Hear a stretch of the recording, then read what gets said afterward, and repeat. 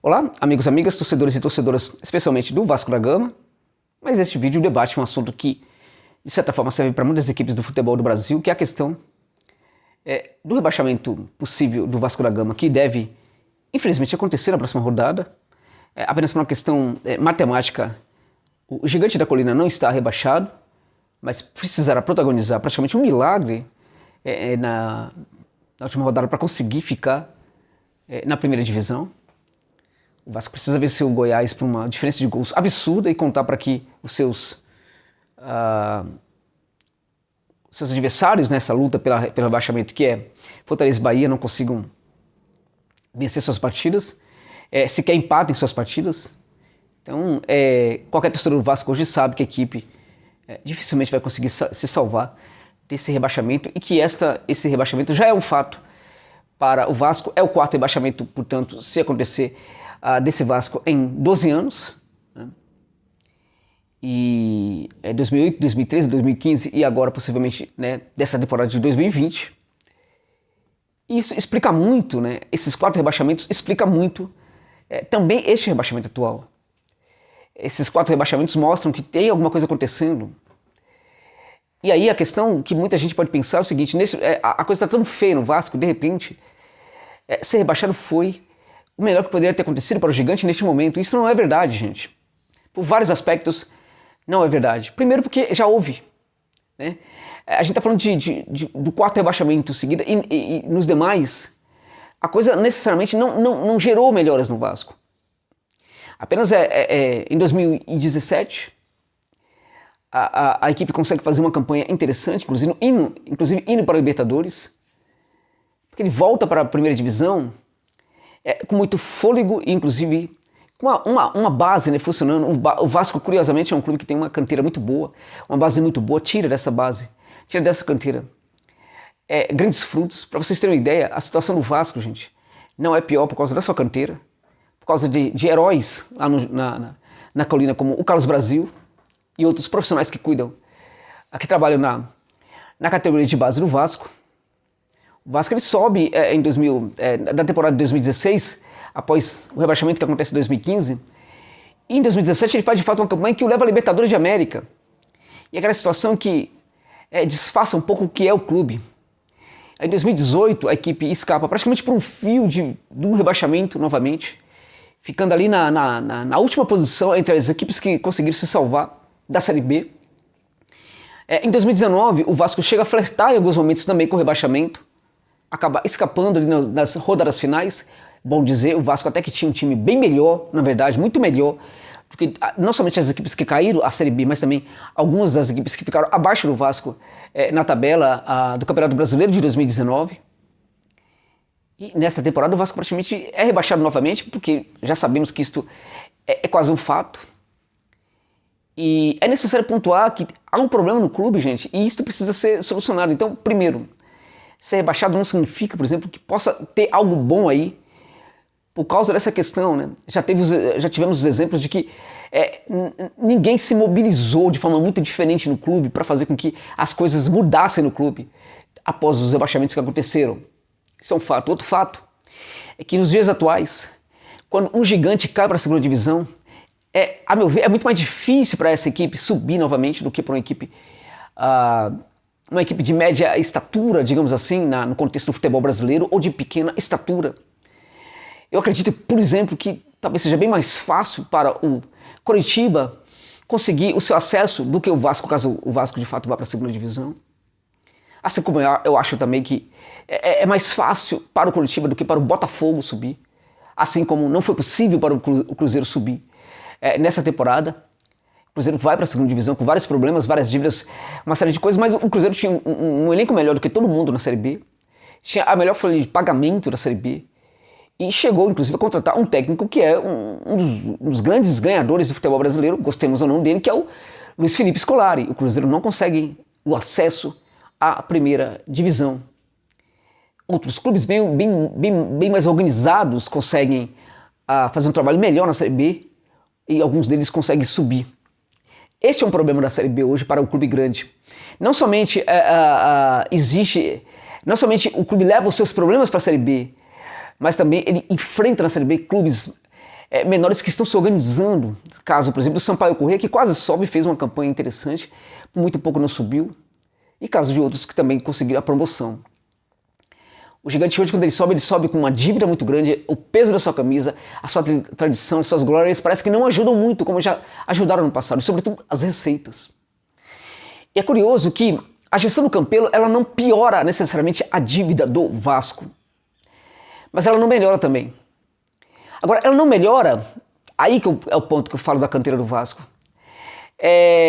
A coisa não piora, na verdade, por causa da canteira vascaína, que consegue vender alguns jogadores. Isso equilibra um pouco as coisas e a dívida não piora na gestão do Campelo, que é, de certa forma, perto de todos os dirigentes complicados que vem tendo o Vasco nos últimos anos, não foi dos piores, perto dos, para nível do Vasco, não foi dos piores. Né? Mas, contudo, não resolveu o problema da dívida. O Vasco leva essa dívida também para a segunda divisão. O clube grande hoje precisa, na verdade, resolver os seus problemas com dívidas. Não é mais possível ter esse tipo de problema. A FIFA não vai aceitar mais que os clubes grandes do futebol mundial tenham dívidas muito grandes, sobretudo trabalhistas. E a questão, minha gente, é que muito da dívida do Vasco hoje é contraída ainda na gestão do Eurico Miranda. É necessário também pensar esses super dirigentes, né, que muita gente defende, acha que são importantes para o clube e que não são. A gestão do Eurico Miranda, na verdade, ela escondeu muito do que era dívida. Muito do drama do Vasco apareceu depois, porque as coisas não apareciam, não eram claras. E isso ficou como uma herança maldita desse antigo dirigente para os demais dirigentes do Vasco. E hoje, a gente vê um clube cujos dirigentes continuam brigando o tempo inteiro para ver quem é que usa mais o clube, porque essa é a verdade, quem é que vai usar mais o clube? Quem é que vai conseguir chegar na presidência do Vasco? Porque o objetivo é chegar na presidência do Vasco não para salvar o Vasco, não para ajudar o Vasco, não para fazer uma gestão que preste no Vasco, mas para conseguir se promover através do Vasco. Porque é este o ponto. O Vasco consegue fazer com que esses dirigentes se promovam. Então, diante da tragédia que estava acontecendo com o Vasco nessa temporada, a gente viu candidatos a presidente brigando para ver quem é que ficava com a vaga, quem é que ficava com o trono, digamos assim, de dono do Vasco, porque é assim que ele se comporta, como dono do Vasco. Com um desrespeito muito grande à história do Gigante da Colina, com falta de respeito muito grande também aos torcedores, essa torcida que é gigantesca. Eu já falei em um dos meus vídeos que, uma certa vez, eu estava no Equador, eu encontrei no Equador torcedores do Vasco, não eram brasileiros, equatorianos. É um clube gigantesco, com torcida em todos os lugares do Brasil, vários lugares do mundo, inclusive. Como é que esse clube cai 4 vezes em 12 anos, gente? Vamos acordar quantos 7-1 vamos precisar no futebol brasileiro para que os nossos dirigentes tomem jeito. E a questão é, acho que não vão tomar jeito. Porque, gente, de tudo que está acontecendo, eles não tomam jeito. Então, nesse sentido, a mudança tem de vir do torcedor, não tem jeito. Não dá mais apenas para amar o clube e apenas torcer para o clube e esperar que as coisas funcionem. Não dá mais. Não dá mais. Bom deixar claro, a coisa só não está pior no Vasco porque o torcedor segurou muitas pontas. A canteira do Vasco segurou muitas pontas durante esse tempo inteiro. E o torcedor também. O Vasco tem um programa de sócio-torcedor que, a despeito de tratar muito mal os seus torcedores, é uma campanha de adesão que é um sucesso impressionante. É uma das mais impressionantes que tem na América Latina. O torcedor do Vasco não abandonou o Vasco, sempre ajudou o Vasco. Os dirigentes não, os dirigentes se aproveitaram, inclusive, desse amor do torcedor, dessa ajuda do torcedor, para usar tudo isso para se promoverem.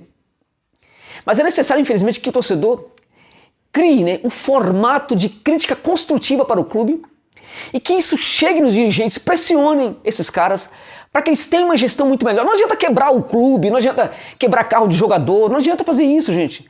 Não adianta nem sair a caça de dirigentes aí pelas ruas, né? Isso não funciona. A questão é, precisa gerar criar um formato de crítica que seja construtivo, que atinjam esses caras e façam com que eles tenham mais vergonha na cara e façam gestão que preste sob o comandando um clube como o Vasco da Gama. Hoje, nesse momento, é muito mais fácil para alguns torcedores criticar jogadores. O torcedor já tá sempre escolhendo aí a vítima da vez. Léo Gil é uma das vítimas da vez. O Thales Magno já teve o seu momento também de ser a vítima em alguns momentos da vez e outros. Gente, o Benítez, ele deu certo no Vasco, dentre outras coisas, porque nada estava dando certo na carreira do Benítez. Absolutamente nada estava dando certo com o Benítez. O Benítez não conseguia jogar bola dentro de campo. Por quê? Porque ele estava no clube em que ninguém consegue jogar bola. Todo mundo que sai do Independiente consegue jogar bola, porque são tão maltratados no clube. Sofrem tanto no clube que quando sai parece que se aliviam tanto que consegue achar um pouco o seu jogo. A mesma coisa a gente pode falar do Brian Romero, do Defensa e Justiça, que sofreu horrores no Independiente. Quando sai do clube consegue ser um dos grandes jogadores da Copa Sul-Americana e da Libertadores também. O Brian Romero do Defensa e Justiça. Então, na verdade, é muito difícil hoje para alguns jogadores se darem bem no Vasco, jogarem bem no Vasco. A gente olha para o jogador, não vê qualidade no jogador, mas às vezes não é só isso, gente. Às vezes o clube não ajuda. A crise do clube ativa no torcedor, às vezes, o seu mental e a coisa não funciona. Quantos jogadores interessantes a gente pode dizer que há no elenco do Vasco perto de elencos de outras equipes do futebol do Brasil?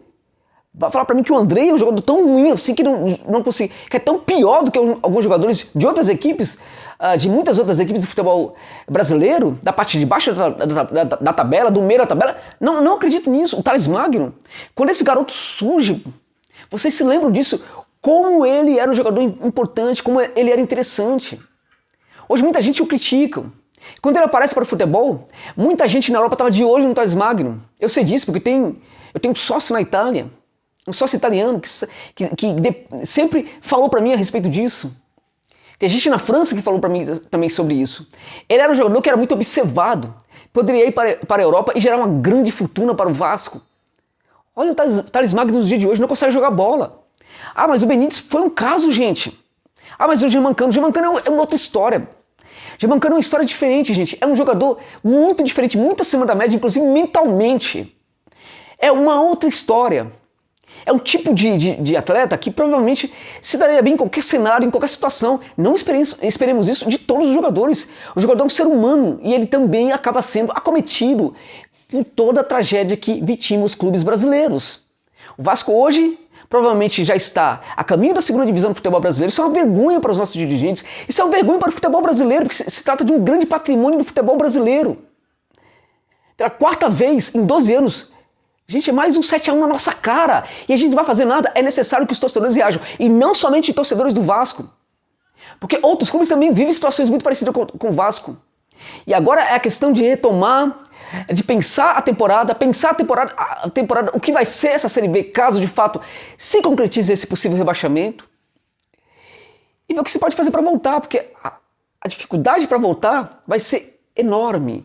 Vai ser muito maior do que em outras temporadas, do que foi nos outros rebaixamentos do Gigante da Colina. Obrigado, meus amigos, pela gentileza de ficarem comigo neste vídeo até o final.